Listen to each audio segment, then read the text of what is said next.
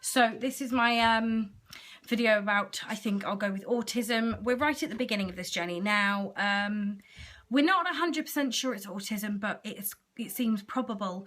It could also be a hearing issue. So one of the first steps that I'm doing before going to the doctors, though, although, you know, as much as I like trying to convince myself it was hearing issues, it's more than likely autism. Edith may have like pitch and frequency loss because of the way she says some words. She sort of swallows sounds and stuff. So one of the first things I'm doing is going for another hearing test. That is on the 12th of November. So I'll update you about how that goes. She's also starting speech and language therapy. I'm just waiting on the letter coming through. I did speak to them on the phone on Wednesday or Thursday, I forget now.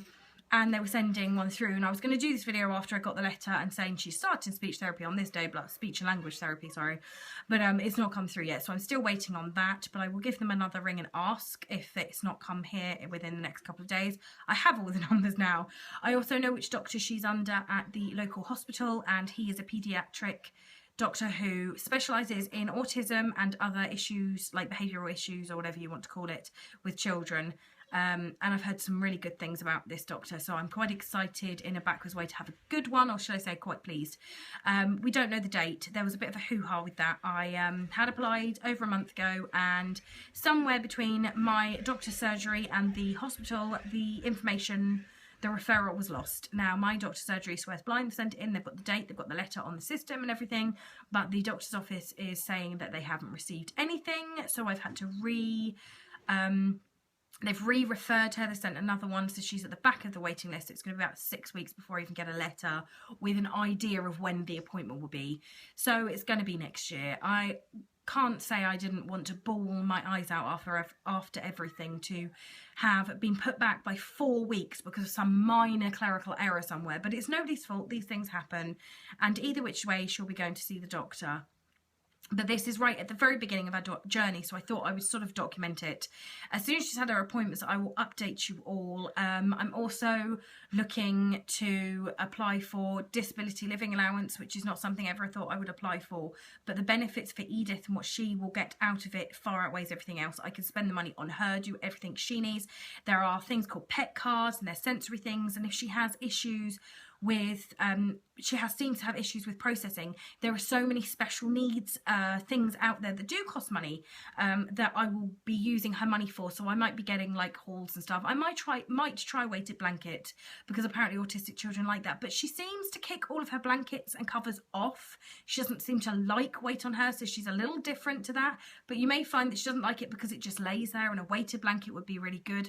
So I'm sort of looking into those. If there's anything else anyone would recommend, as I said, I've got PEC cards, which are like, apparently because she's not really taken up on sign language, they're little cards, I'll show them some other video, that are pictures with the word of what it is, so she can come up to me and show that she wants something, though she doesn't really need words for that, because the biggest thing with her is that she doesn't really talk. Her communication skills are significantly reduced.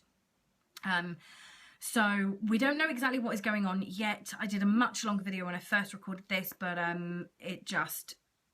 just know. I ended up missing some information out and everything, and now I can't remember what to say, so I'm completely useless. But yeah, this will be the first in the series for autism diagnosis. If this is it, if it isn't, then this video just shows that you can think it's something and it's not. I don't know. But yeah, any tips or advice or anything like that, please comment below, because I'm a complete novice.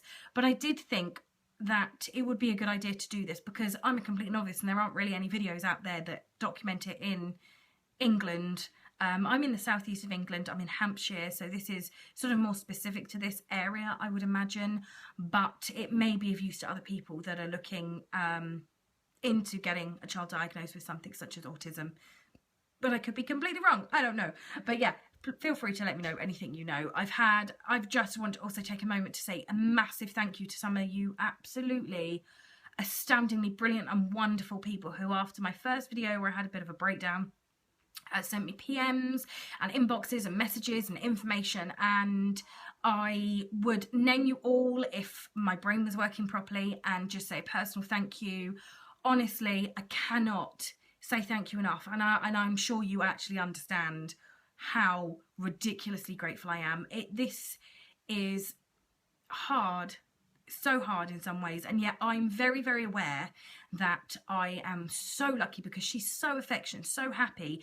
And if you're going to have a child with special needs, it could be so very much worse. I mean, she's like the best case scenario ever. She's the happiest child in the world. But it's still hard when someone's telling you that your child may mentally stay 18 to 24 months for the rest of her life, or maybe she might make it to 3 years. And other people say, well, she might just, you know, as soon as her communication comes in, she might be fine and normal in 5 years' time, and no one will ever imagine there's anything wrong. And it's the unknown thing, but there is the reality that she could be, if it is autism, she could stay young forever. And that's sucks. And I think, you know, I feel a bit messed up about feeling bad about that, because it's like, I feel guilty, because it's like, I feel bad about how my child is, and I shouldn't do, but I don't feel bad about how she is. It's just hard, and I know what I mean, and I don't know if it comes across very well. But I'm going to get off, because I can hear Alice go, "Mummy, 1 minute, baby." And I'm going to make lunch and just keep another eye on Edith, who is next door in George's room, which is going to go right down well, playing. I have been checking in on her. I've only been on here for like 6 minutes. She should be fine. But I'm going to get off, and any questions, anything like that, any advice, feel free. And massive, massive, massive heartfelt thank you to all of you who messaged me before. I'm just so amazingly grateful. And my little messy head cherub is here. So we're going to go and make lunch, aren't we, baby? Mm-hmm. Do you know what kind of lunch we're having today? Pick and mix. Pick and mix lunch. She loves it. All right, I will speak to you all soon. Thanks for watching. Bye.